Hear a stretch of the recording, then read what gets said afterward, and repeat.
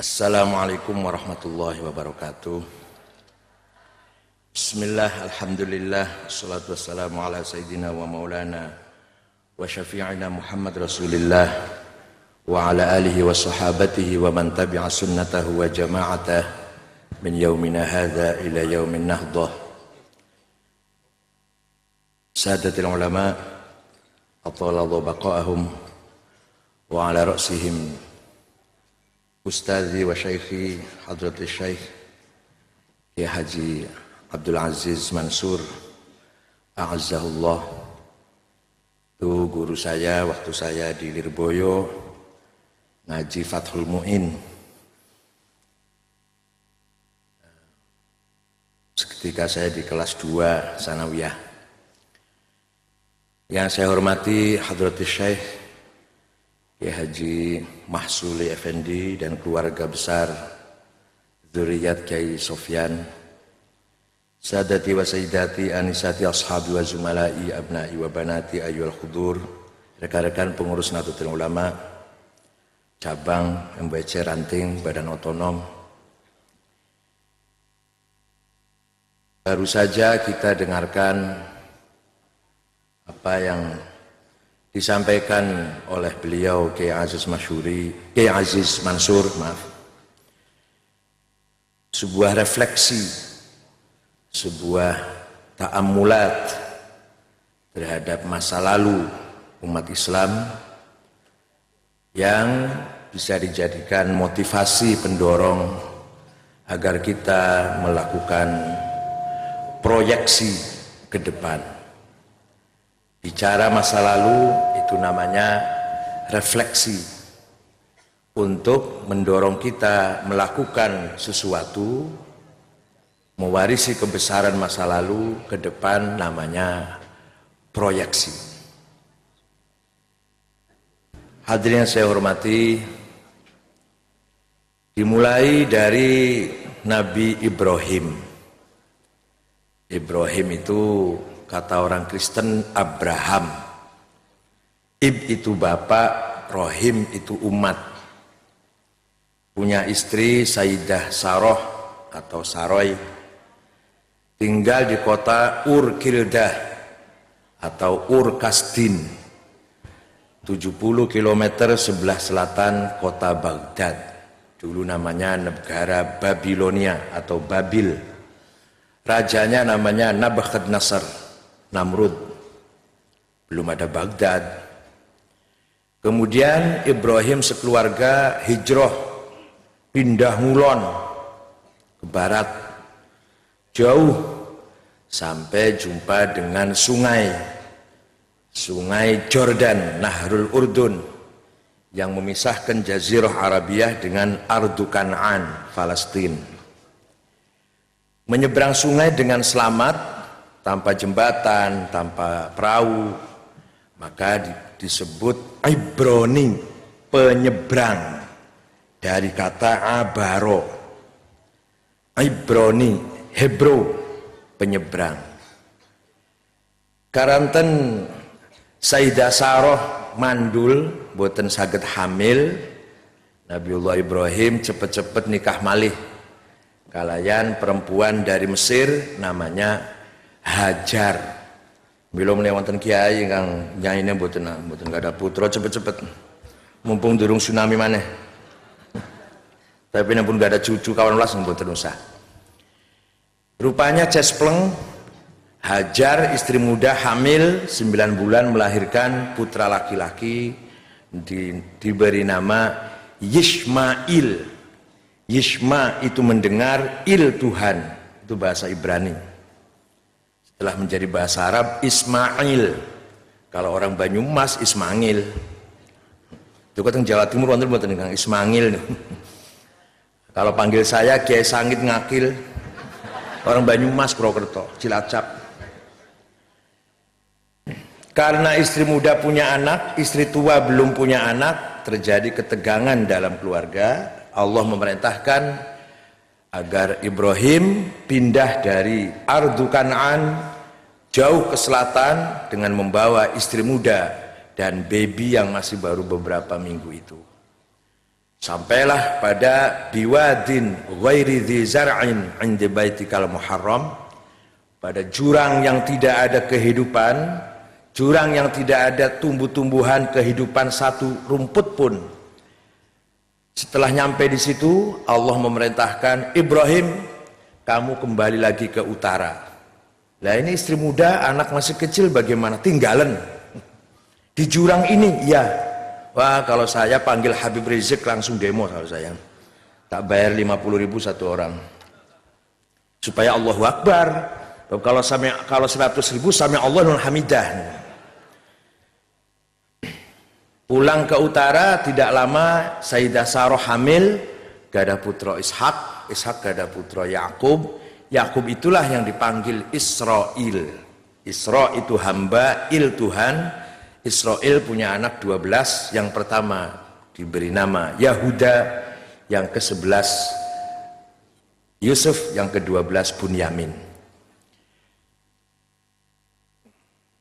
Ismail atau Yishmail kehausan, nangis, menjerit-jerit, pengen minum. Sayyidah Hajar bingung, cari air ke sana kemari, bolak-balik sofa marwah dulu, bukan sofa mawar sekarang. Kalau sekarang pakai marmer, ada AC-nya malah. Dulu kayak apa itu? Ternyata tidak ada air. Ismail semakin keras menangis, kakinya mukul-mukul bumi, menghantam-hantam bumi. Keluarlah sumur mu'jizah khalidah ingkang dipun wastani Bi'ri Zamzam. Yang Bi'ri Zamzam itu jangankan habis berkurang saja, tidak. Kalau musim haji minimal dipakai sehari 3 juta liter, ini dibikin rata-rata, satu orang 1 liter. Jangankan kurang, jangankan habis, kurang mawon boten. Jadi sumure kita tinggo wong 1.000 sedina wis entek niku. Setelah ada air, yang pertama kali tahu burung. Berdatanglah burung-burung dari berbagai penjuru ke tempat itu. Berarti ada kehidupan. Yang mengamati burung terbang ke arah tertentu, suku dari selatan namanya suku Jurhum. Datanglah suku Jurhum, ternyata di situ ada air. Tinggallah suku Jurhum di jurang itu. Ismail dewasa, besar, ganteng, tampan, nikah dengan salah seorang perempuan gadis dari suku Jurhum. Punya anak, punya cucu, punya cicit, punya cucu yang ke-6. Yang terkenal 2 orang, Adnan dan Kohton. Adnan tinggal di Arab Utara, orangnya tinggi, besar, putih, gagah, kayak Raja Fahd, kayak Saddam Hussein. Kohton tinggal di Arab Selatan, pendek, kecil, hitam, ya kayak Arab Ngampel. Itu turunan Kohton, Yaman. Adnan punya anak Ma'ad, Ma'ad punya anak Nizar, Nizar punya anak Mudor, Mudor punya anak Ilyas, Ilyas punya anak Mudrikah. Mudrikah ini laki-laki ini. Dikira kalau ada hanya perempuan. Orang Tegal itu kalau punya anak, tiang Tegal Jawa Tengah menawi gadah anak putri lahir wulan Sapar. Niku jangan dikasih nama yang akhirnya mulutnya buka, rezekinya amblas. Supaya rezekinya berhenti, mandeg, barokah, kaya, harus namanya yang mulutnya nutup, Casingkem. Nah itu baru nanti kaya. Jangan Hasanah, nggak bisa sugih Hasan. Mudrikah punya anak Huzaimah, Huzaimah punya anak Kinanah, Kinanah punya anak An-Nadr, Nadr punya anak Malik, Malik punya anak Fihir. Fihir inilah orang kaya konglomerat, menguasai ekonomi pasar, hotel, pom bensin, Carrefour, hamburger, McDonald, seluruh sepanjang Jazirah Arab milik Fihir. Manajer BPR apa mana BPR Bang Cilik kemana. Oleh karena Fihir ini orang kaya, sukses mengelola uang koin, bukan uang kertas. Uang kertas itu adanya setelah ada Amerika.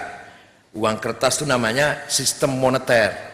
Maka diterbitkan kertas bernilai sesuai dengan emas yang disimpan, itu namanya sistem moneter. Lah kalau uang dulu emas, perak, perunggu, bahasa Arabnya kurs, qaf ra shin. Ini panjenengan tindak haji, umroh, temekah tingali artos tunggal rial niku wonten tulisanipun asyruna qurusan. Nek iso maca tapi nek mboten iso maca ya mboten sora. Nah, kurs itu artinya uang. Bahasa Inggris ngambil dari Arab itu kurs. Banyak bahasa Inggris ngambil dari Arab itu. Sugar, gula dari sukar, zero dari sefro, rais dari ruz, syarif, komandan polisi dari syarif. Apalagi banyak. Salep dari salep, obat itu salep dari salep, menghilangkan penyakit. Karena fihir banyak kurusnya maka dipanggil Quraisy. Ini bentuknya musaghar tapi maknanya litakthir, seperti ya uhailal judi wal karomi. Wah niki alfiyah niki jangan mboten paham niku lampun. Yakin mboten paham.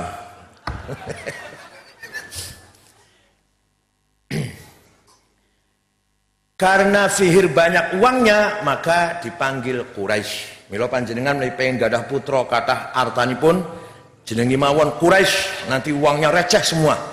Enggak ada uang kertas, enggak ada cek, enggak ada giro.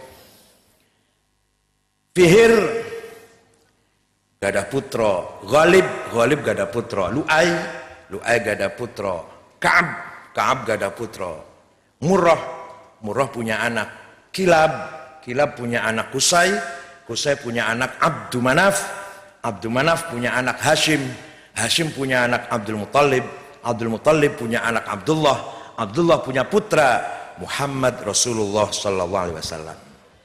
Niki barokah Lirboyo apal ngeten niki. Kalau hanya madrasah negeri, sanawiyah negeri, aliyah negeri, IAIN negeri, jadi pegawai negeri, mboten bakal apal ngeten niki, mboten bakal. Sementing honornya berapa, 3A apa, golongan C apa, golongan B, cepet-cepet dari kakan depak, terus kakan wil, paling tidak KUA lah. Pinter ora, bodoh ora. Kecuali pesantren.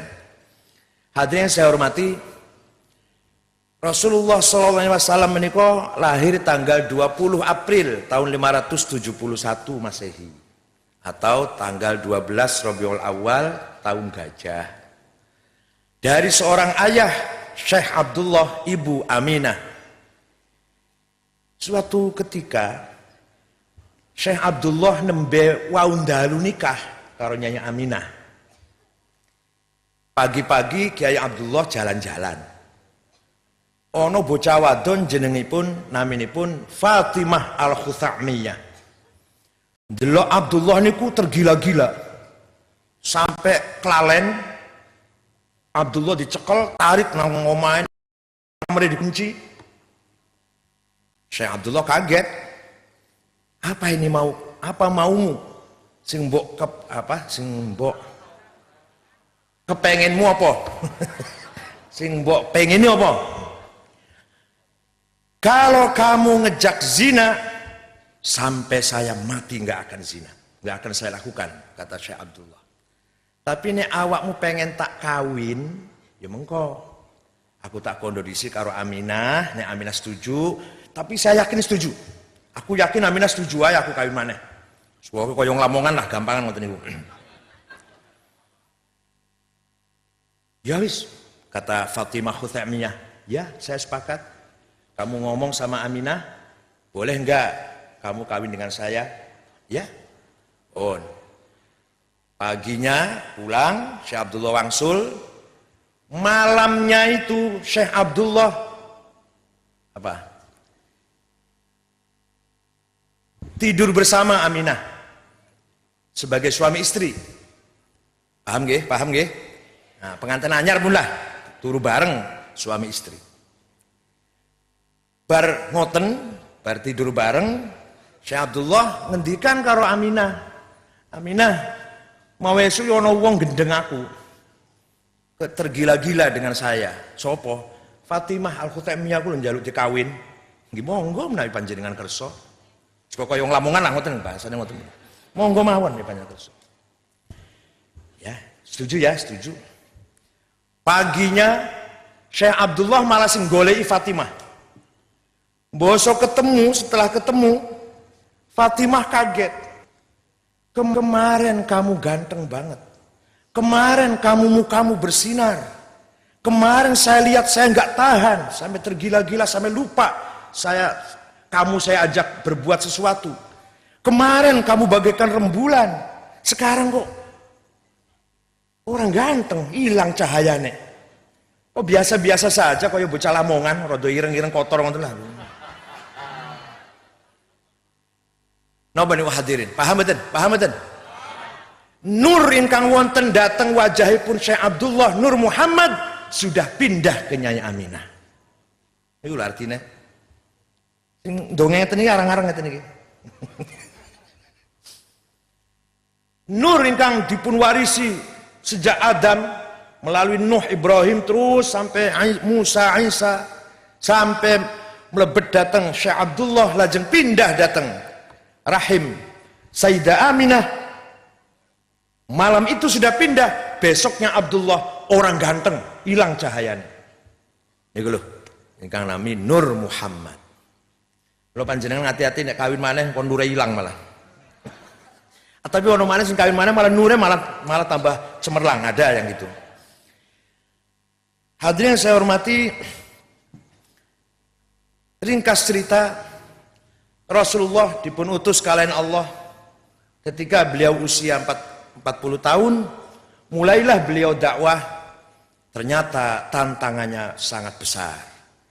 Sesuai dengan ramalan prediksi Waraqah bin Naufal, sepupunya Khadijah, seorang Kristen, yang mengatakan, kamu nanti akan diusir oleh kaummu sendiri. Awamukhrijiyah, apa mereka akan mengusir saya? Tidak ada seorang nabi kecuali dibenci, yang pertama kali membenci familinya dulu. Jadi orang kalau lagi sukses itu yang paling benci family disi. Itu kok Lamongan ngoten-ngoten tuh kok.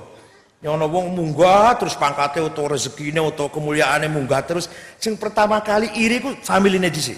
Baru wong liya. Itu kan dateng Gresik ngoten-ngoten Kiai Mahfud. Mboten yang saya. Nah, Rasulullah dapat tantangan yang sangat luar biasa. 10 tahun ceritanya, bahkan lebih dari itu, diblokir, diembargo. Bani Hashim dikucilkan di Syib Ali. Kebon, angker, isinya demit perkayangan, dibaikot, nggak boleh jual beli, nggak boleh saling menyapa, nggak boleh dihubungi, diembargo. 3 tahun. Tahun pertama, karena Sayyidah Khadijah biasa sare datang spring bed, romans, ono asene barang. Saniki sare teng kebon, kemah, semean plastiknya teniki menawi. Tahun pertama Sayyidah Khadijah binti Khuwailid, istrinya yang tercinta, wafat. Tahun kedua pamannya Abu Thalib yang selalu membackup, wafat. Tahun ketiga orang Quraisy ada yang kasihan. Ada yang dengan gelap, dengan sembunyi-sembunyi menyuplai bahan makanan. Ketika Abu Jahal CS sampun tilem, ada yang kasihan ngirim makanan.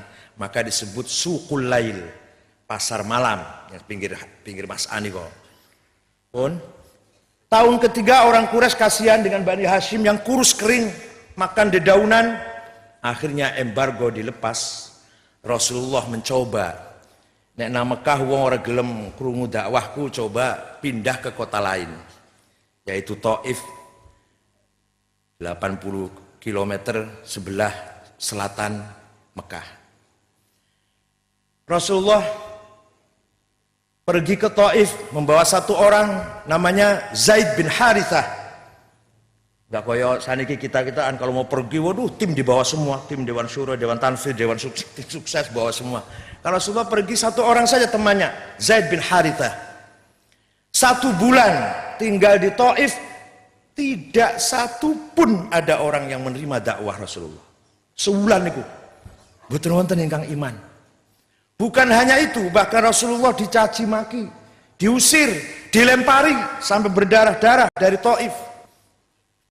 Wa amma yad'u saqifan falam yuhsinu bil ijabah قراه وأغروا به السفهاء والعبيد وسبوه بألسنة بذية ورموه بالحجارة حتى خضبت بالدماء نعلاه ثم عاد رسول الله صلى الله عليه وسلم إلى مكة حزينا فسأله ملك الجبال في إهلاك أهلها ذوي العصبية فقال إني أرجو أن يخرج الله من أصلابهم من يتولى عطر اللهم قبره الكريم بعرف شديد من صلاة وتسليم وأما الطائف يدعو ثقيفا Rasulullah menuju ke Taif mengajak Bani Thaqif agar mendengar dakwahnya tauhid,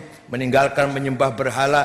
Tidak satupun orang mendengar dakwah beliau, bahkan beliau dicaci maki.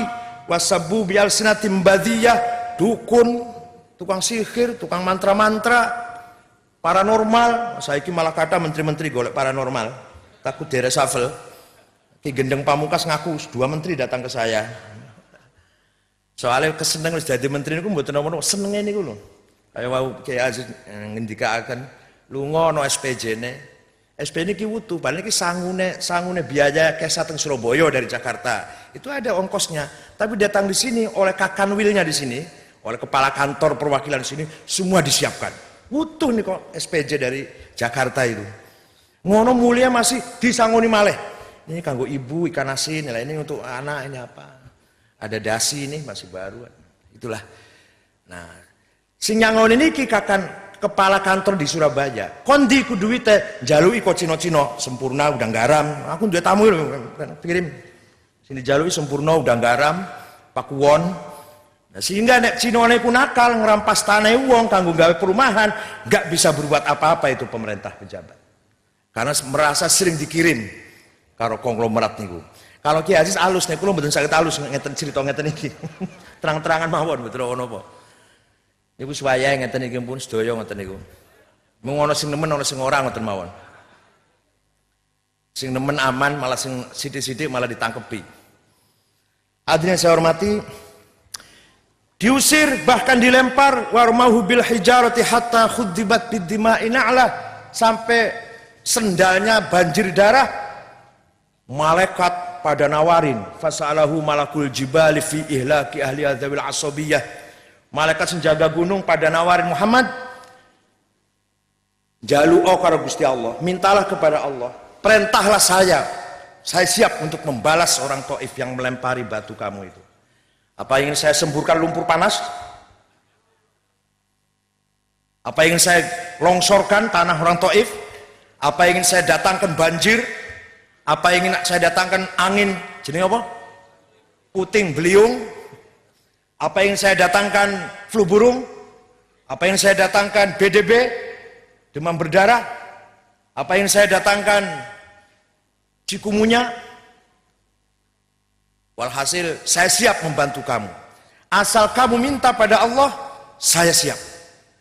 Kok kamu yang tegas seperti Nabi Musa?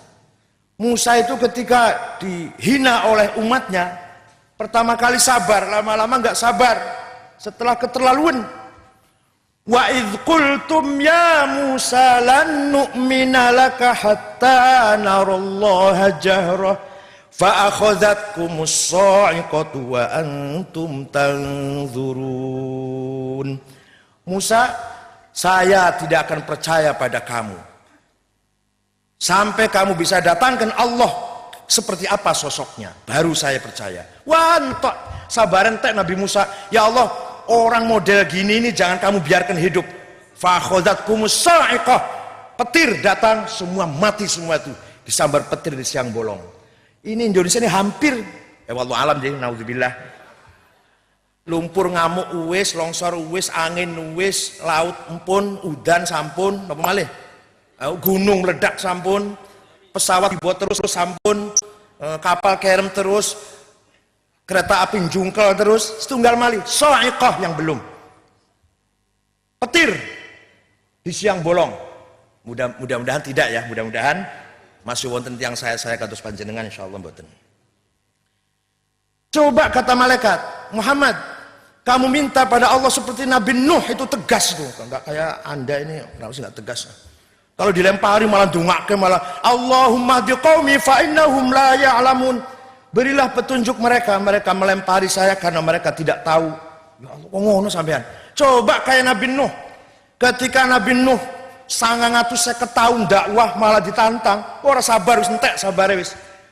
Wa qala Nuhur rabbi la tadhar 'alal ardi minal kafirina dayyara innaka in tadharhum yudillu ibadaka wa la yalidu illa fajiran kaffara.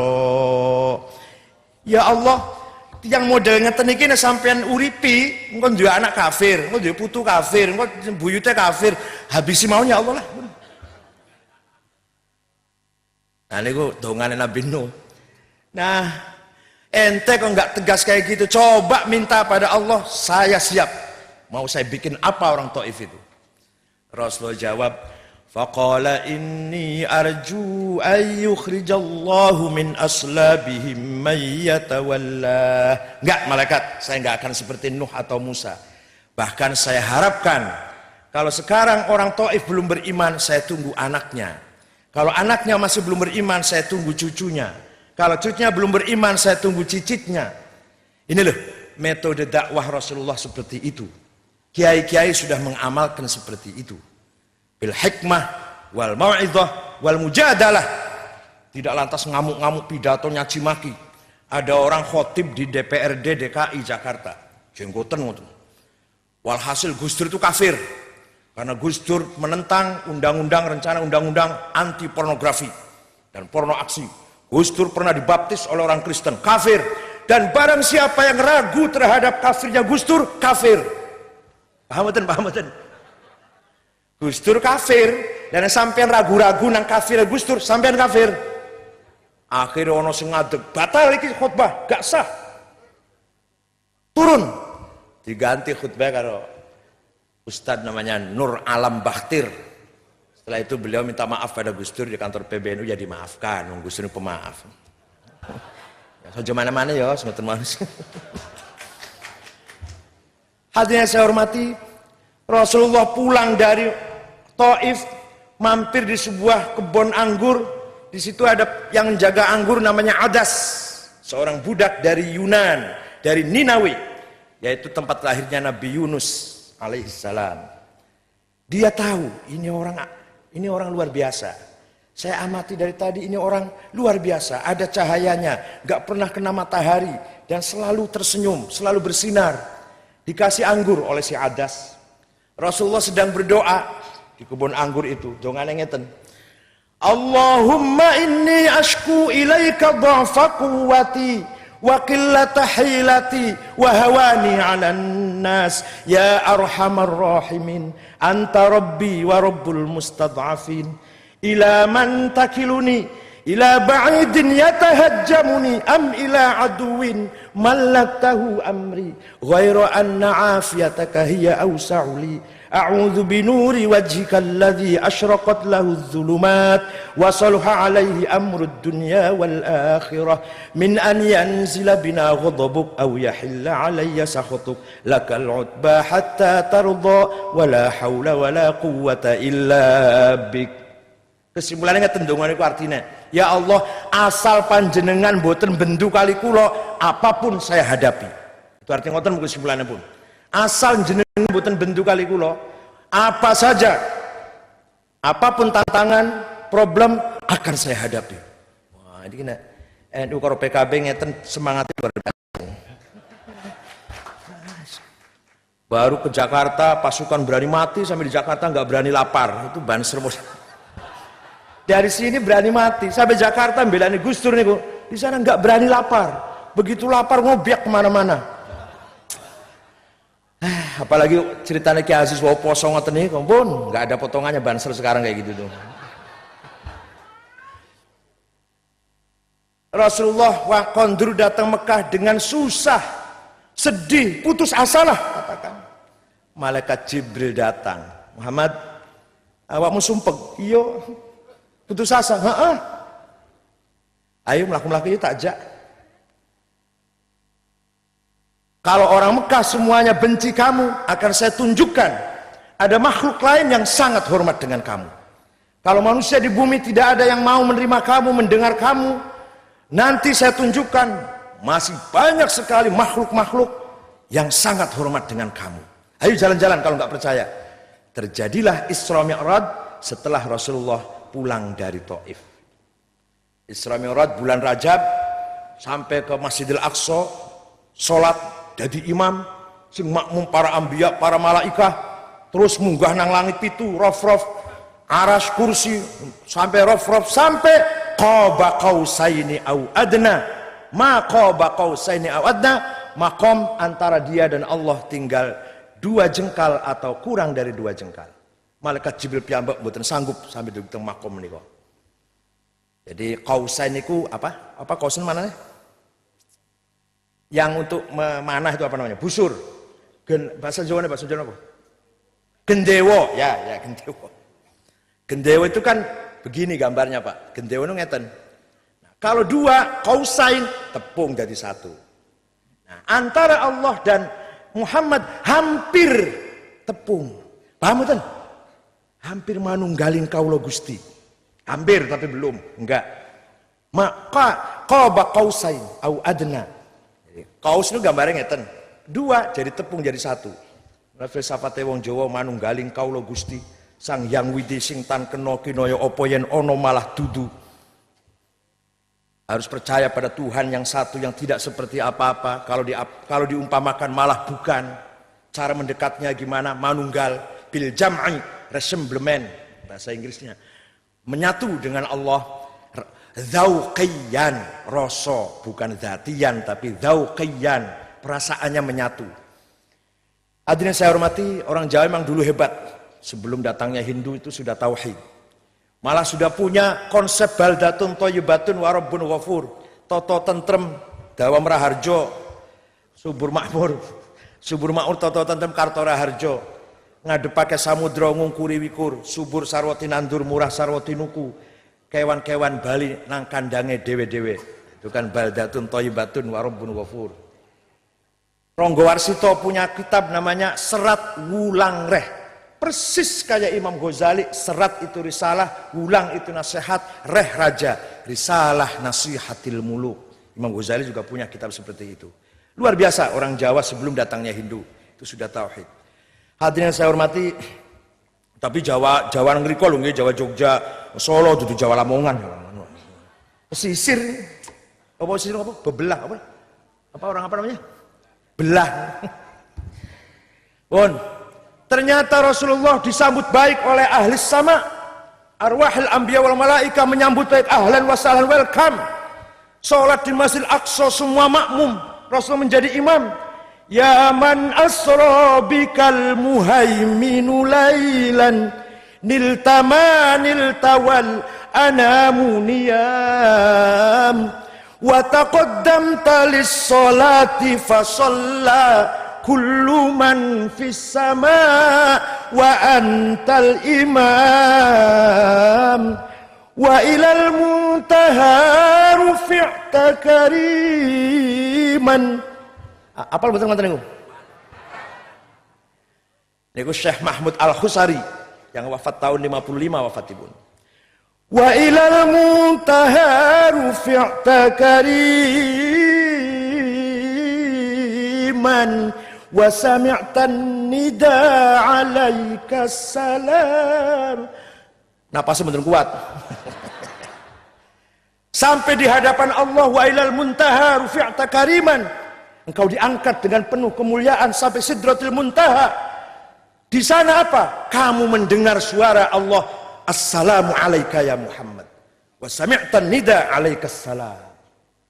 Tapi dasar Nabi Muhammad semono enake kon medun maneh gelem, nek kula mboten purun, ngriki mawon lah.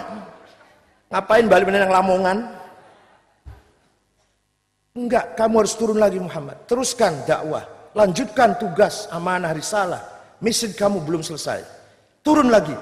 Nah nek kula mboten ngriki mawon lah. Jenengan apake monggo pula kula mboten badhe medun malih pun.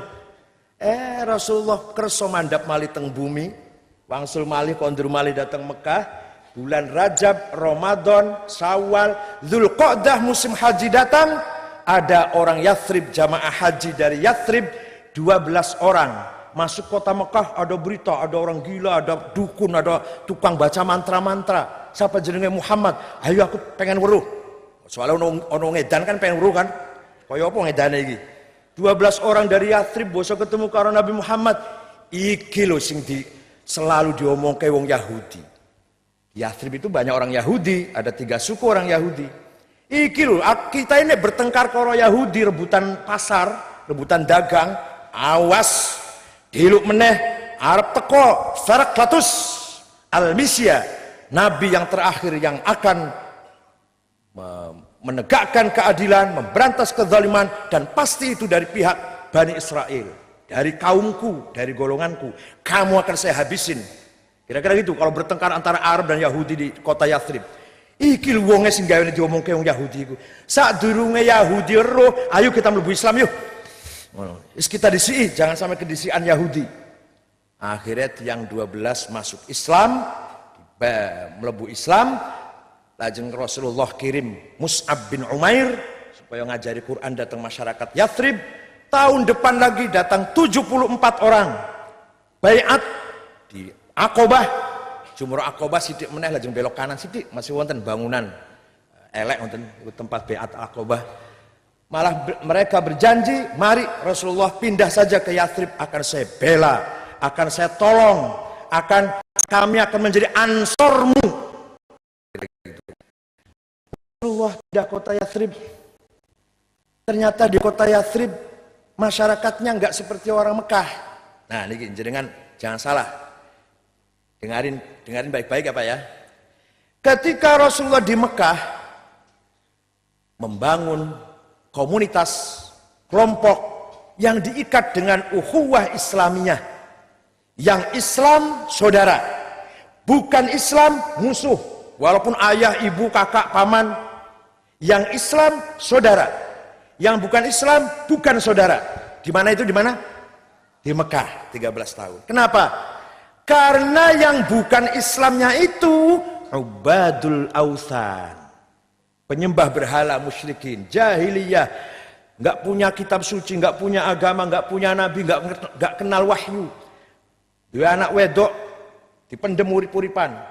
Bapaknya mati, ibunya masih rodo ayu, kawin dewe nang anaknya. Itu jahiliyah.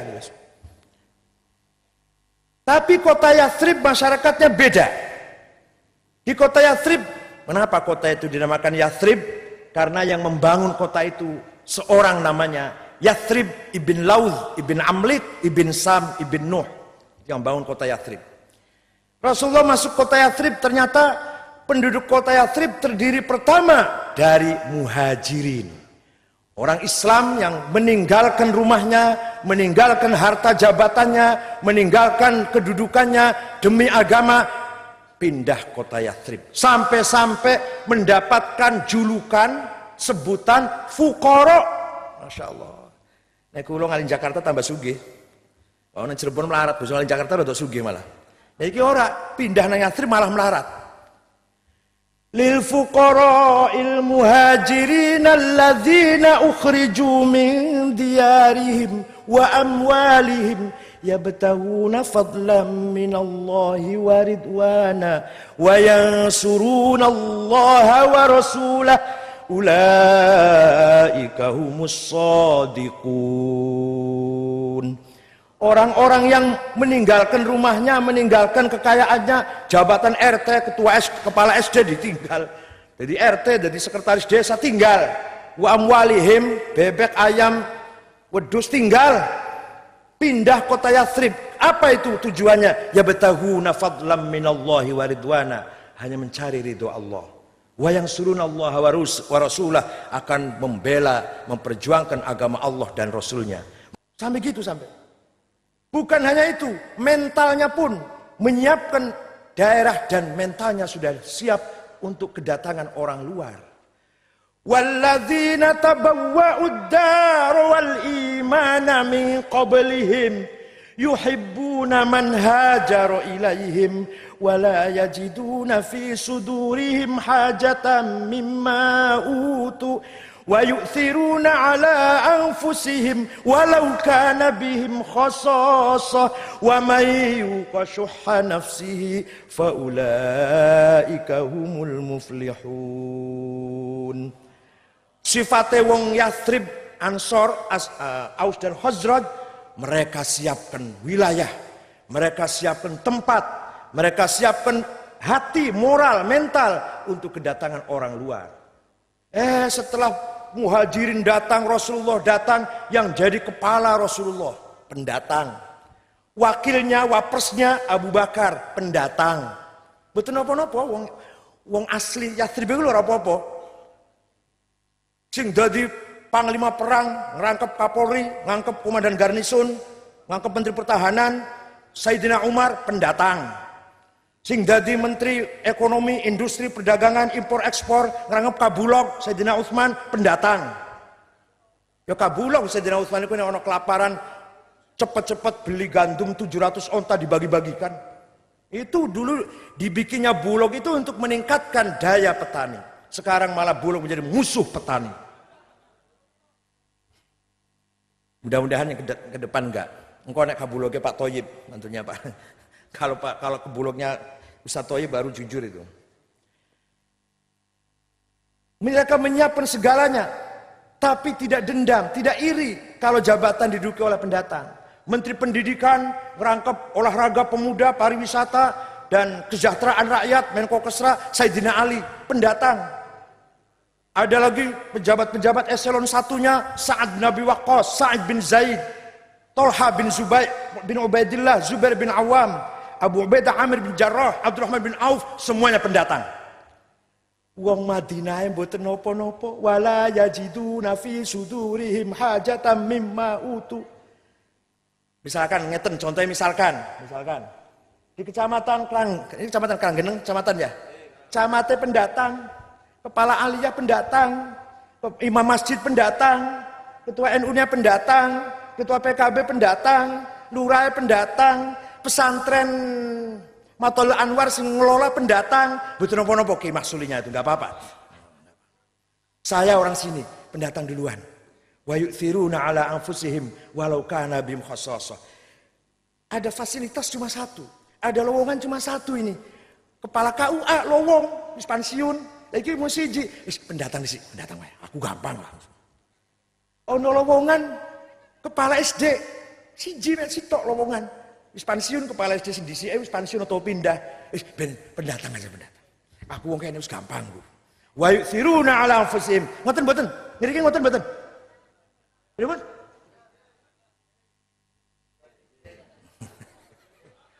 Walau kana bi khassasah. Itulah karakternya Ansor, karakternya ahli Madinah atau ahli Yathrib. Nah, di lain pihak penduduk Yathrib ada 3 suku non muslim, yaitu Yahudi, Bani Quraidah, Bani Qainuqa, Bani Nadir. Pelarian dari Sinai. Orang Yahudi itu dikejar oleh Fir'aun Ramses di bawah pimpinan Musa, Harun, Samuel, Daniel, Asy'ya, Armia, nyebrang Laut Merah sampai di Gurun Sinai 40 tahun. Setelah 40 tahun Nabiullah Musa wafat, Nabiullah Harun wafat, Samuel, Daniel wafat. Akhirnya Yahudi bercerai-berai, kebanyakan larinya ke Eropa, Afrika, dan sebagian 3 suku ke Jazirah Arabia, ke kota Yathrib yang turunannya, cucu-cucunya, turunannya jumpa Rasulullah SAW. Pun. Sampunipun Rasulullah ningali penduduk kota Yathrib seperti itu, Rasulullah lajeng ngumpulaken tokoh-tokoh yang ada. Membikin kesepakatan yang disebut Fakta Madinah, Wathiqah Madinah. Apa itu isinya? Bismillahirrahmanirrahim. Hadza kitabun min Muhammad al-muslimuna min Quraisy wa Yathrib wal Yahud wa man tabi'ahum wa lahiqa bihim innahum ummatun wahidah. Ini. Jadi harus Orang Islam baik yang datang dari Quraisy, Muhajirin atau Yathrib penduduk asli dan Yahudi, innahum ummatun wahidah. Sama-sama satu umat, satu bangsa, satu nusa, kira-kira gitu. Jadi non-muslim yang ada di Madinah beda dengan muslim yang ada di Mekah. Non-muslim di Yathrib, Yahudi punya kitab, punya agama, punya ilmu, punya wahyu, ngerti wahyu maksudnya. Mengenal wahyu, mengenal nubuah, ono kitab sucine, ono ibadahe. Walhasil masyarakat yang sudah beragama beda dengan non-muslim yang ada di Mekah. Maka Rasulullah ketika di Yathrib membuat kesepakatan bahwa semua penduduk kota Yathrib satu umat, walaupun ada Yahudinya. Isinya apa itu piagam Madinah? Isinya adalah nilai-nilai universal. Semua penduduk Madinah hak dan kewajibannya sama. Di depan hukum sama. Tidak pandang etnisnya apa, suku apa, pendatang atau asli, muslim apa non-muslim, sama. Diberi kebebasan bergerak, berusaha, cari nafkah, sama. Kalau ada serangan dari luar, maka semua berkewajiban mempertahankan kota Madinah ini. Terakhir, perjanjian ini disepakati untuk membela yang benar. Nah, ini PKB ngambil dari situ tuh, PKB ngambil dari situ. Membela yang benar, walaupun nggak bayar. Pun paham nggih? Apa itu hanya keputusan terus orang dijalankan? Tidak. Rasulullah SAW pernah marah gara-gara ono wong Islam mateni wong Yahudi nang pasar. Rasulullah segera cari uang, cari dari para donatur, diberikan kepada ahli warisnya dengan mengatakan man qatala musliman, man qatala zimmiyan fa'ana khosmuh. Barang siapa membunuh non muslim, saya berhadapan dengan saya. Urusannya dengan saya nanti. Marah betul ketika ada orang Islam membunuh orang Yahudi di Madinah. Ketika ada jenazah lewat, Rasulullah berdiri, sahabatnya, Kanjeng Nabi, nikut yang Yahudi sing penjahat niku. Saya tahu itu orang Yahudi, tapi saya hormati orang mau menghadap Khalik. Orang kau nang Jakarta, orang Cina, Kristen mati, mampus lu nggak kemarin-kemarin? Masyarakat yang seperti ini, yang masyarakat yang saling menghormati, solid, saling mendukung, kemudian hukum ditegakkan, supremasi hukum ditegakkan, adil pemerintahnya, masyarakatnya juga taat, solid, jujur di depan hukum sama, itu namanya sistem, itu namanya tamadun. Napa namanya pun? Masyarakatnya namanya mutamaddin. Dulu kata Cak Nur Kholis Madid, Munawir Syadili, masyarakat madani. Salah itu bahasa Arabnya, ya nggak apa-apa kalau menteri salah, kalau kiai nggak boleh salah. Kalau Abdullah Badawi, Perdana Menteri Malaysia, saat ini lagi nggawe masyarakat hadori, sama hadoroh, mutamaddin sama. Nah, masyarakat yang seperti tadi dibangun Rasulullah namanya masyarakat mutamaddin, masyarakat yang sadar dengan hak dan kewajibannya, masyarakat yang taat dengan undang-undang dan peraturan. Beras raskinnya betul-betul dibagi, jangan terus dijual lagi ke penadah. Us melarat ngapusi negara pisan. Negaranya tukang ngapusi pisan. Jadi yang salah ini bukan hanya pejabatnya Ki Aziz. Wong melarat lho, antri beras didol, duduk kanggo ngliwet dhewe ora, nggo didol. Dan ini jauh rusak kabeh pisan. Melanggar undang-undang, melanggar peraturan sudah menjadi budaya sehari-hari kita. Nah, menawi masyarakat yang dibangun Rasulullah itu masyarakat yang sadar dengan hukum, taat peraturan, menjunjung tinggi undang-undang, satu sama lain solid, nggak pandang bulu agamanya apa, madhabnya apa, partainya apa, etnisnya Jawa, Sunda, Batak, Dayak, Ambon, Bugis, semua sama di depan hukum. Itu namanya mutamaddin. Kotanya tadinya namanya Yathrib diganti Madinah. Ya Allah, kapan Lamongan jadi Madinah? Kulo nembe tahun wingi kulo kesah datang negara Mali, Pak. Negara Mali itu Afrika Barat, negara wong ireng tenan iki, ora ireng. Nek kulo kan ireng manis. Ireng kopiah. Sebelah selatannya Aljazair, dari Jakarta sampai 18 jam. 8 ormas, ada Muhammadiyah, ada Persis, ada Perti, ada Majelis Ulama. Kawan dinten teng mriko. Kotanya namanya Tembakto, kota ibu kotanya. Hadirin, di kota Tembakto itu Tidak ada orang sepeda motor dimasukin ke rumah, nggak ada. Sepeda motor dimasukin ke halaman mon mboten, teng latar mon mboten. Datang pinggir dalan. Ning pinggir tembok omah lho. Ning pinggir pagare omah. Mboten teng latar mon mboten. Mobil mboten dikunci, jendelane buka bengi-bengi niku. Mboten wonten maling, mboten wonten penodong. Niku kota Tembaktu. Mboten wonten maling, mboten wonten penodong. Sepeda motor digletakaken, mobil mboten dikunci, jendelane malah buka. Aman, tentrem. Padha karo Lamongan, persis. Nah, basa dalu Jum'ah ana pengajian teng masjid. Kula tanglet karo sing ngawal kula jenenge Mustafa, keluaran Al-Azhar Mesir. Mustafa, ku ngaji apa iku? Tasawuf. Apa kitab yang dibaca? Sirajut Thalibin. Karangan sapa iku? Saya pura-pura enggak tahu. Karangan siapa itu? Dia mikir, Syekh Ihsan Ibn Dahlan Al-Qadiri. Mustafa bukan Al-Qadiri, Kediri itu. Jadi kitabnya Syekh Ihsan Jampes diwoco teng negara Mali Barat. Muga-muga ana alumni sing Matolil Anwar kitabe diwaca nang Afrika mriku. Mboten cukup amin, dikira amin terus saya sudah dadi apa?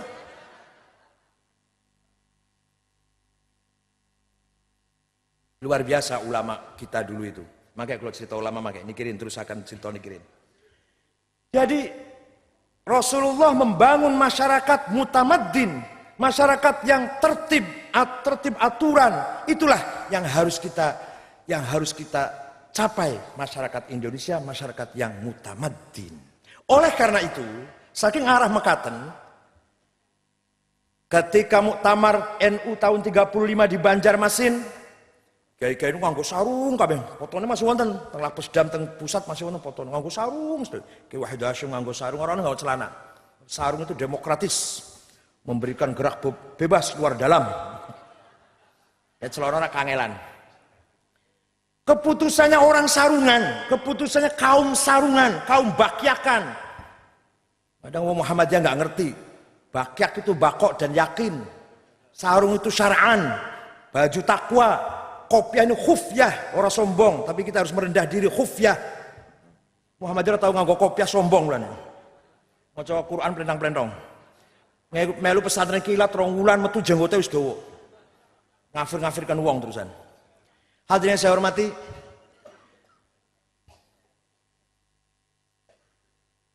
masyarakat mutamaddin ditiru oleh atau nilai-nilai masyarakat mutamaddin, semangat masyarakat mutamaddin dipegang oleh Kiai Hasyim ketika muktamar di Banjarmasin tahun 35. Di kitab itu negara ana telu. Nang kitabnya dulu. Darul Islam, Darul Harb, negara musuh kafir, Darus Sulah, negara kafir tapi lagi gencatan senjata. Satu lagi kata kiai-kiai sarungan, apa? Darussalam. Dudu Darul Islam, dudu Darul Kufur, dudu Darus Sulah, Darussalam, negara yang damai. Negara yang merekrut semua yang ada di Nusantara ini. Islam, Katolik, Kristen, Buddha, Hindu, Konghucu, Garingan, Telesan, Kebatinan, Kelahiran, Kejawen, Kesunden, Kemaduren, sama aja lah. Semua adalah warga satu bangsa, satu nusa, satu bahasa. Ini. Maka konsepnya Nahdlatul Ulama tidak menginginkan negara Indonesia jadi negara agama. Bukan negara Islam, bukan negara agama. Darussalam. Negara yang hidup bersama-sama semua warga bangsanya. Tidak melegal formalkan, melambangkan, ngetoaken Islam. Enggak. Oh sekadung nama negara Islam, bendera la ilaha illallah Muhammadur Rasulullah, akan koruptor orang Islam. Kebanyakan yang nyeleweng, melanggar hukum orang Islam. Ngisin-isinaken nih. Ini masih merah putih orang pati isin lah ya. Main bola kalahan misalkan. Ke Saudi Arabia itu ngelawan Jerman di Korea Selatan 6 tahun yang lalu. Benderanya la ilaha illallah Muhammadur Rasulullah, supporternya bawa bendera itu 08. Dan merah putih kalah pantun, enggak apa-apa lah, enggak begitu malu lah. Ini bendera yang muqaddas. Kalimah tauhid, kalimah muqaddasah digowo nang Korea supaya pemainnya menang. 08. Nek 48 rada pantes lah. 08 lawan Jerman. Ora usah label Islam, yang penting Islam diamalkan. bukan dilegal formalkan. Itulah tawassut, itulah wasaton. Milo, orang luar negeri pada heran. Indonesia kok iso ketuhanan yang Maha Esa karo kebangsaan. Paling yang namanya kebangsaan, nation state, itu konsepnya yang bikin konsep namanya Ernest Renan. Menulis buku namanya What is Nation? Tahun 1890. Apa itu nasional? Apa itu kebangsaan?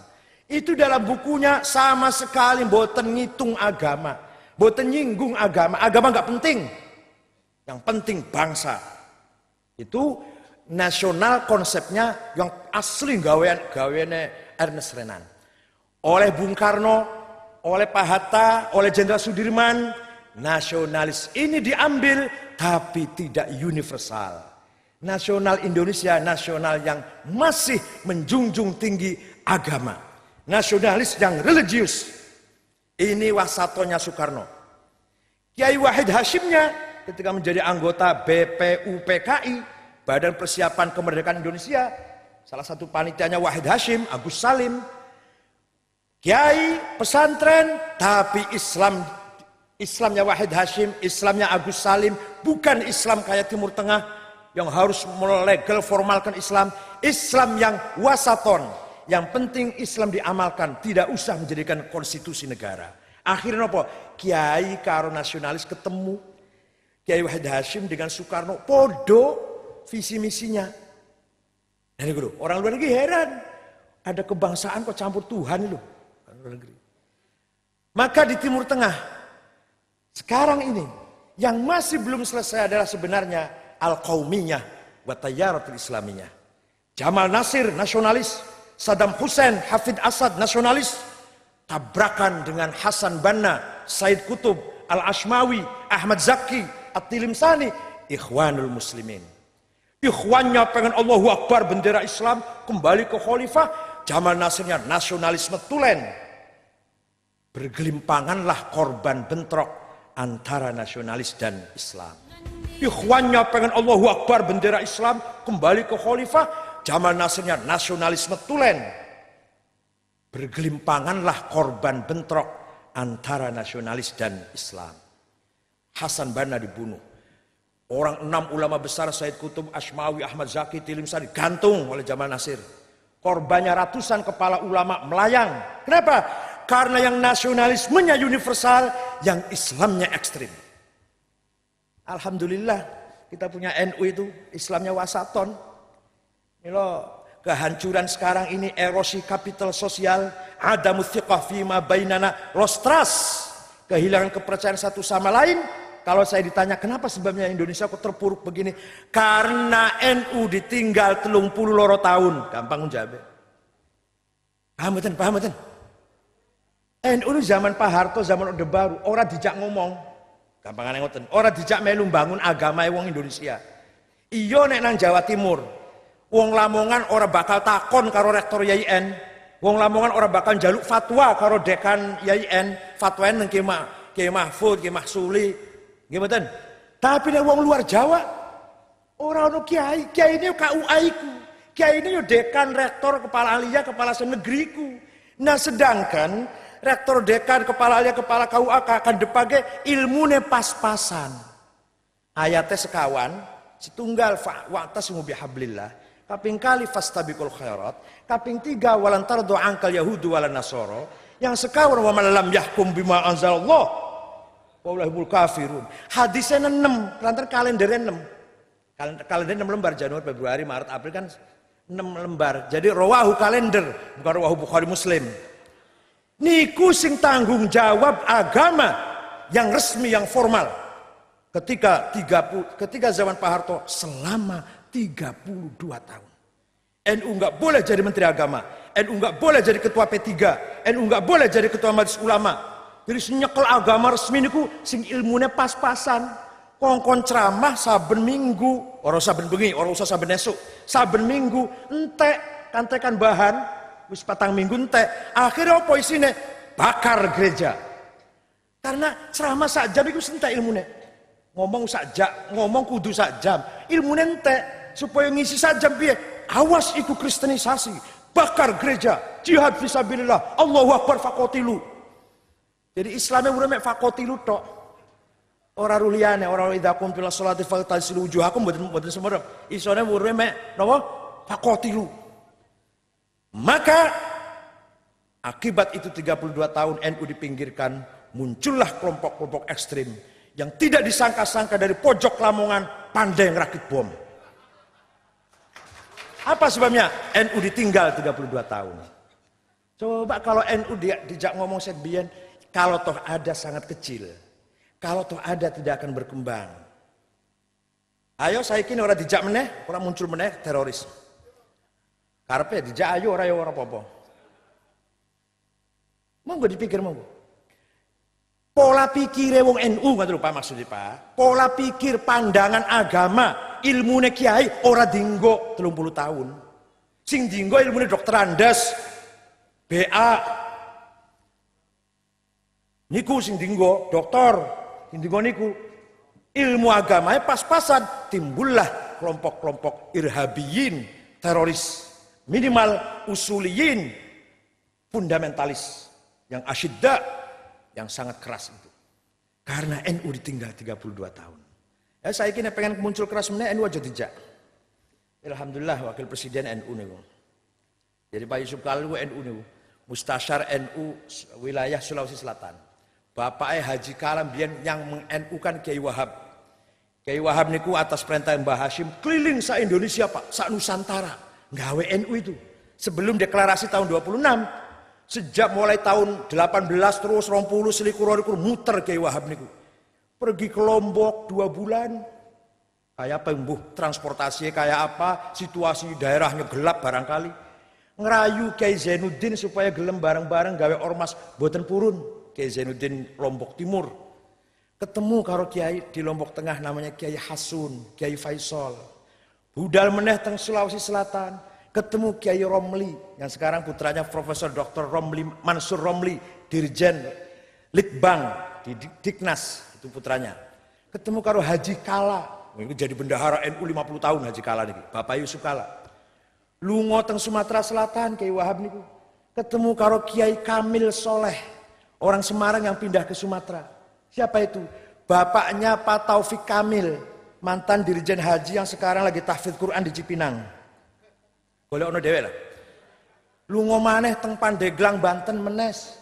Ketemu karo Kiai Abdurrahman, kakeknya Pak Hafid Usman, Syuriah PBNU. Bogor ketemu karo Kiai Abdul Hamid, ajengan falak, terkenal ahli falak, bapaknya Profesor Cecep, anggota DPR PKB itu. Kemudian Jakarta Betawi, Kiai Marzuki dari Cipinang Muara. Kemudian Majalengka Kiai Abdul Halim, bapaknya Pak Asep Saifuddin, mantan Ketua NU Kodja Surabaya. Itu bapaknya Kiai Abdul Halim Baribis. Cirebon Kiai Abbas, Buntet Kiai Amin, Babakan Cuaringin, Kiai Syatori Arjawinangun. Semarang Kiai Ridwan, Lasem Kiai Maksum, bapaknya Kiai Ali Maksum. Kudus Kiai Asnawi, Cepu Kiai Usman, bapaknya Pak Mahfur Usman, salah seorang syuriah di PBNU. Lan Kiai-Kiai Jawa Timur, boso wis keliling baru tanggal 16 Rajab tahun 1344 Hijriah atau 31 Januari 1926 deklarasi lahirnya Jam'iyah Nahdlatul Ulama setelah disiapkan dulu infrastrukturnya oleh seorang kiai namanya Kiai Abdul Wahab Hasbullah. Muter-muter niku. Nyuwun sewu mila Kiai Wahab ini sering kawin, karena sering muter-muter niku napa. Betul napa kawin ngguyu kawin nikah halal mono. Hadirin saya hormati, itulah perjuangan bawaha, perjuangan orang-orang dulu. Kalau di kitab kuning Darul yang ada cuma Darul Islam, Darul Harb, Darul Kufar, Darul Sulah, NU sudah punya ide luar biasa, ide cemerlang, Darussalam yang menggabungkan antara religious spirit dengan national spirit.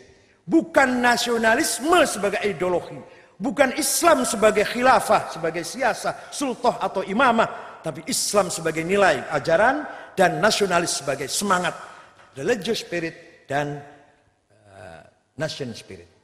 Lahirlah negara Indonesia. Jadi negara Indonesia ini NU meluk gawe Pak. Dikira NU iso nemu tahlil tok apa? Tahlil iso, gawe negara iso, ngono lho. Mereka doktor, saya doktor. Mereka pinter, saya pinter. Mereka sering mimpin pertemuan-pertemuan di luar negeri, saya juga sering mimpin rapat di Libya. Saya juga sering mimpin pertemuan di Iran, di di Libya, mereka dokter, saya dokter, mereka terkenal, saya terkenal. Mereka tidak punya tahlil, nggak punya barzanji, nggak punya burdah, saya punya burdah. Lu ya apa ya? Kalau mereka sombong ya, ini kalau kayak Hasan buatan, kalau mereka sombong. Alhamdulillah. Waktu ulang tahun Masjid Al Azhar Kebayoran, sini Tiang Muhammadiyah ngundang saya. Rapat kerja LDII ngundang kulo. Alhamdulillah payulah. Niku nek amplope tipis dhaif. Nek amplope kandel sahih. Nek tipis tapi sing ngelungke bocah wadon ayu sahih li ghairi.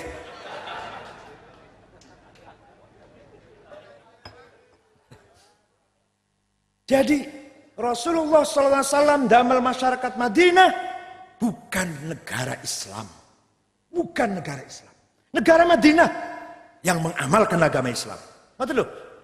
Tidak melegal formalkan bendera Islam, tidak. Di dalam Piagam Madinah yang 2 halaman setengah yang ada di kitab Sirah Nabawiyah karangan Abdul Malik Ibnu Hisham Al-Ansari, juz 2 halaman 219 sampai 222, tidak satu kali pun ono kata Islam. Monggo jangan tingali. Betul wonten kata Islam. Yang ada keadilan, kesejahteraan, persatuan, persaudaraan, saling membantu, saling ta'awun, menegakkan kebenaran, berantas kezaliman. Tidak ada kata Islam satu kali pun dalam Piagam Madinah. Dan tidak ngutip ayat Quran satu ayat pun, tidak. Terakhir Rasulullah kisah haji, tindak haji, haji wada, perpisahan, khutbah di Arafah di depan 15.000 sahabat. Khutbahnya yang penting, ayyuhan nas, bukan ayyuhal muslimun, bukan ayyuhal arab, ayyuhan nas, manusia siapa saja. Inna dima'akum haram, wa amwalakum haram, wa irdakum haram, kahurmati yaumikum hadha, wa syahrikum hadha, wa baladikum hadha. Wahai manusia, siapa saja manusia ini, nyawa kalian suci, harta milik kalian suci, martabat, harga diri, kehormatan semua manusia suci, seperti sucinya hari wukuf ini, bulan haji ini, dan negeri Mekah ini. Artinya itulah Declaration Human of Rights, deklarasi hak asasi manusia, 3 serangkai, nyawa, properti, dan harga diri. 14 abad yang lalu, sebelum ada PBB, malah PBB tempat bohong-bohongan malah, itu sudah dideklarasikan oleh Rasulullah Sallallahu Alaihi Wasallam. Yang ngerti sebentar lahir PBB ini, lahir PBB tahun 45 itu setelah negara-negara jajahan podo merdeka. Buru-buru orang negara sekutu, Amerika, Inggris, Italia, Prancis bikin PBB. Supaya apa? Supaya negara ini semua bebas merdeka, haknya sama, tapi nyatanya ditongkrongi, dikangkangi oleh 5 negara saja. Apapun keputusan negara yang banyak, kalau salah satu negara dari 5 negara tidak setuju, batal keputusan itu. Itu namanya kezaliman global. Sawise negara-negara melarat niku podo merdeka, negara yang bekas dijajah podo merdeka, mereka tahu pasti butuh uang. Contoh Indonesia merdeka, pasti butuh uang kanggo bangun. Cepet-cepet mereka bikin World Bank, Bank Dunia, IMF, cepet-cepet supaya utangnya rene, ojo nang dindi rene utangnya. Ngoten lho. Begitu Pak Harto naik jadi presiden, ada namanya gerakan deflamentalisasi. Semua dimodalin. Silakan. Ini mau bikin PT, mau bikin CV, saya modalin, saya utangin. Apalagi bikin bank, silakan dibikin bank, saya utangin. Mereka yakin kalau nanti jatuh tempo pasti bangkrut. Ngoten lho. Wah, kita dibodohin terus. Jenengan buat ngoten-ngoten niku, maca niku. Sing diwaca mujibatul ghusl arba'atun iltiqal khitalan. Niku ya penting, itu ya penting. Haji mujibatul ghusl arba'atun penting. Tapi juga harus tahu bahwa sekarang ada globalisasi kezaliman. Bahasa Arabnya globalisasi itu aulamah. Kalau dulu Islam sudah melakukan aulamah, aulamatul iman wal akhlak, wal thaqafah wal hadar wal ilm sampai ke Spanyol, sampai ke Yugoslavia, Balkan. Sekarang orang barat membikin aulamatul inhilal wasyudzuz wan nifaq wal kufur. Anak kula kelas 3 SMP saben bengi chatting-chattingan. Anu udah ngertos saya itu malah mau chatting opo. Buka internet niku sak dunia uruh kabeh. Terserah mau ilmu, mau ekonomi, mau politik, mau cewek, mau perempuan, ono kabeh bisa. Tinggal terserah mau nyetelin di sak dunia. Bayarnya mek 200.000 sak wulan langganane. Jenenge citing-citingan, jenenge ngomong-ngomongan kalau bocah Jeddah. Anak kula niku ngomong-ngomong kalau bocah Jeddah. Ono fotonya dikasih kamera, di sana bisa lihat, di sini bisa lihat. Wah, lamongan orang ngerti ngoten niku. Niki lho negara wis kaya ngene. Dunia niku mun kados ngoten,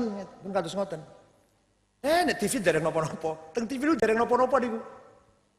Lebih kalau sudah di internet. Udo tenan. Tapi anak saya enggak, sering anak saya melihat ilmu pengetahuan, psikologi. Karena dia jurusannya psikologi. Paling-paling lihat nyanyi Arab, bisa dilihat. Di sana ada orang nyanyi, di sini dibuka bisa dilihat. Itu namanya internet. Menggunakan software. Software itu apa? Latifah. Yang mengandung asror. Dan jenengan bisa ngaji tasawuf kan ngoten. Di dalam hati itu ada latifah. Latifah itu barang lembut. Super software.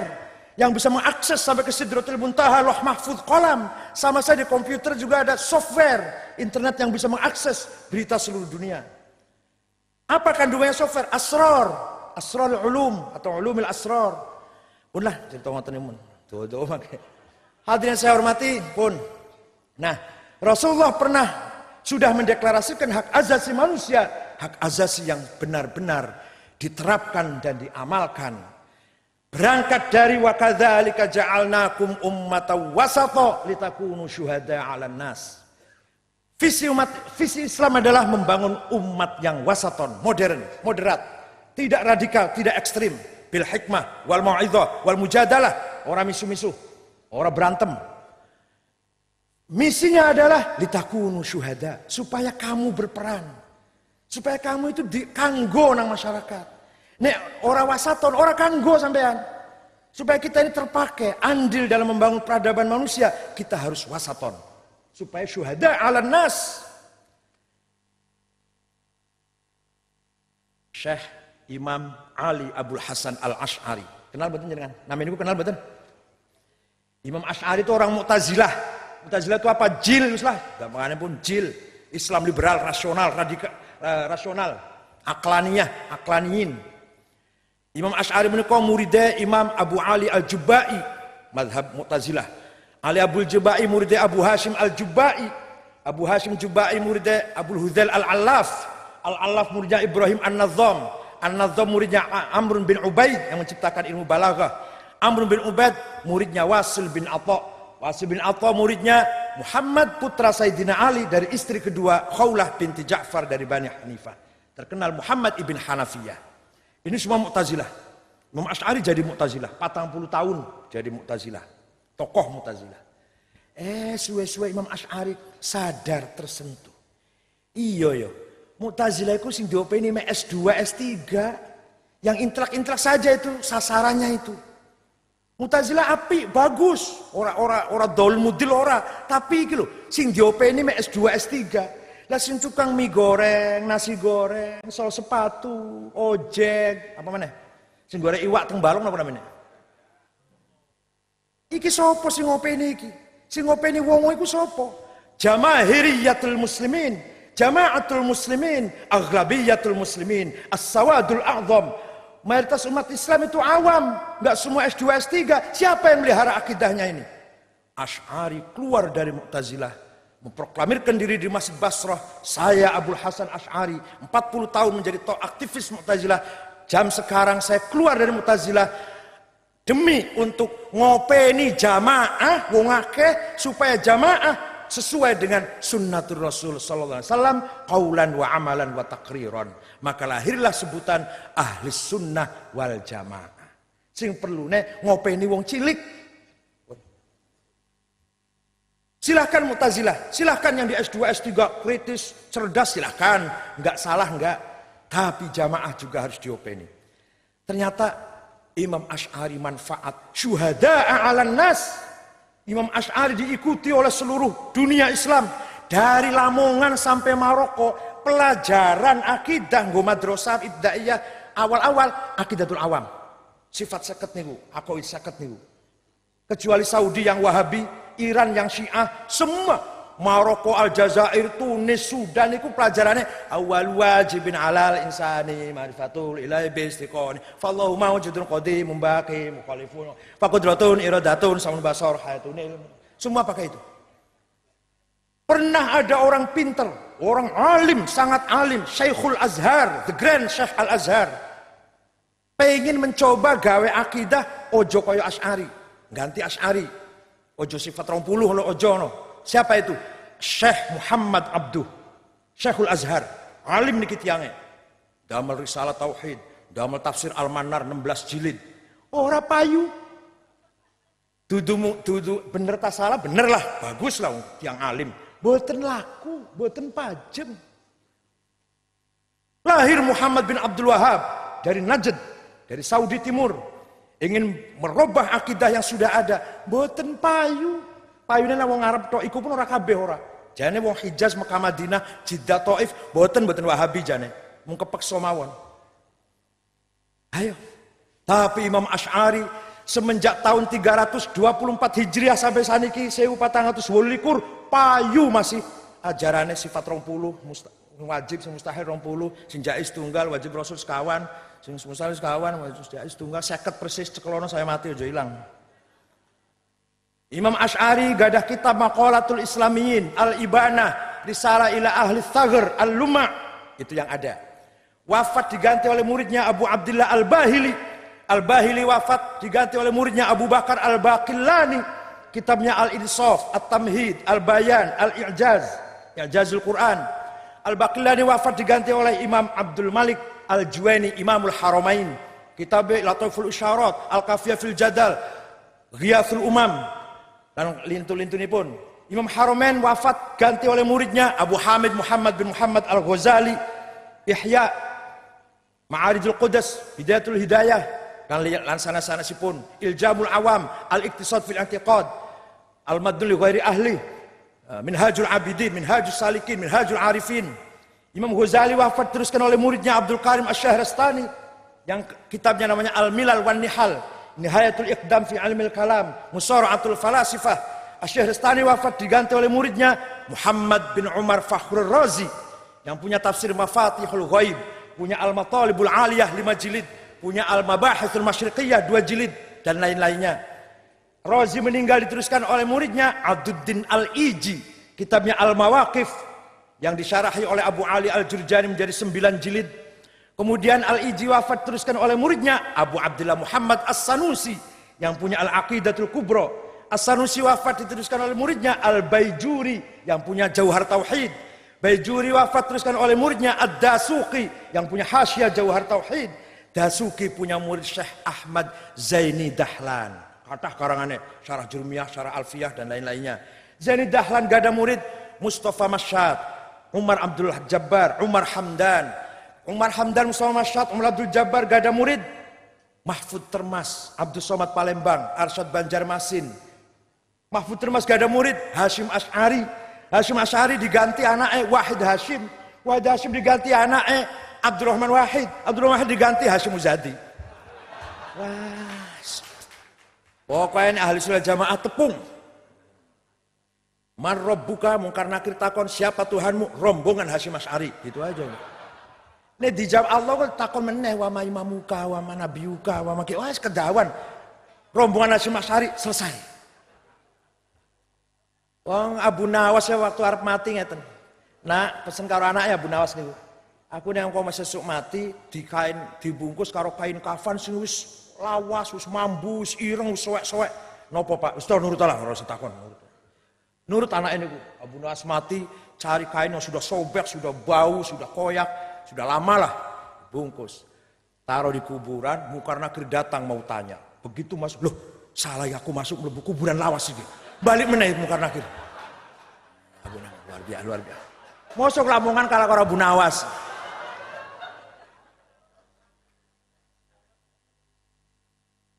Kenapa bisa langgeng? Kenapa bisa sampai sekarang masih ada? Karena Imam Asy'ari menggunakan manhaj tawassut. Tidak terlalu akal, tidak terlalu liberal, tapi akal dinggo. Akal dipakai, tapi tidak terlalu los. Tapi juga tidak terlalu tekstual, tidak terlalu nas, tidak terlalu harfi. Al-jumud ala nusus dolalatun fid din. Nyekelin nas tok, zohire, nas dicekel, dolalah. Salah nanti memahami agama itu.